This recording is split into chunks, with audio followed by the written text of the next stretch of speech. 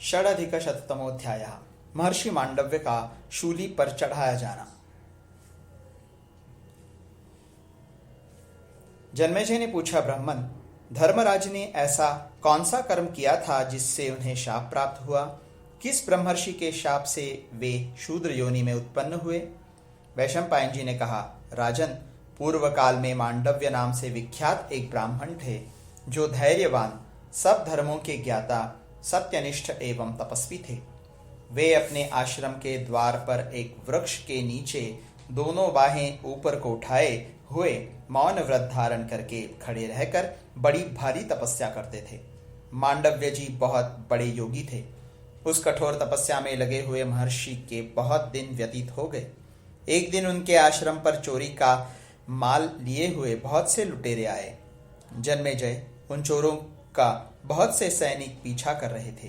कुरुश्रेष्ठ, वे दस्यु वह चोरी का माल महर्षि के आश्रम में रखकर भय के मारे प्रजा रक्षक सेना के आने के पहले ही वहीं कहीं छुप गए। उनके छिप जाने पर राक्षसों की सेना शीघ्रतापूर्वक वहां पहुंची। राजन, चोरों का पीछा करने वाले लोगों ने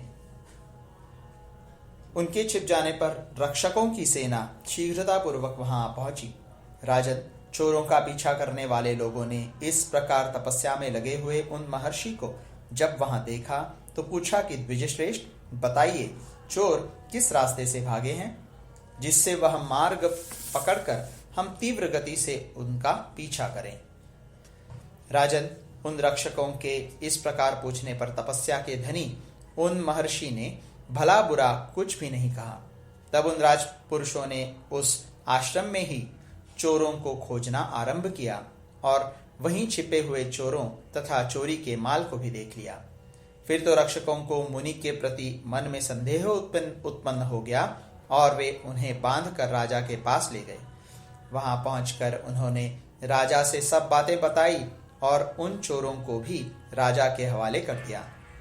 राजा ने उन चोरों के साथ महर्षि को भी प्राणदंड की आज्ञा दे दी।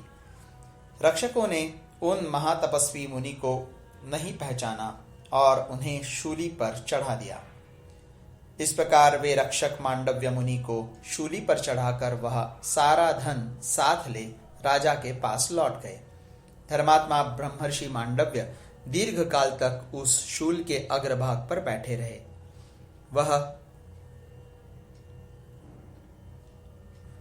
वहां भोजन न मिलने पर भी उनकी मृत्यु नहीं हुई। वे प्राण धारण किए रहे और स्मरण मात्र करके ऋषियों को अपने पास बुलाने लगे। शूली की नोक पर तपस्या करने वाले उन महात्मा से प्रभावित होकर सभी तपस्वी मुनियों को बड़ा संताप हुआ।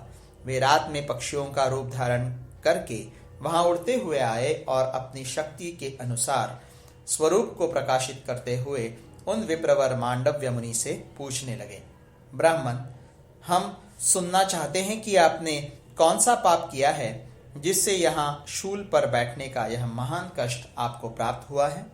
इस प्रकार श्री महाभारत आदि पर्व के अंतर्गत संभव पर्व में आणि मांडव्योपाख्यान विषयक 106वां अध्याय पूरा हुआ।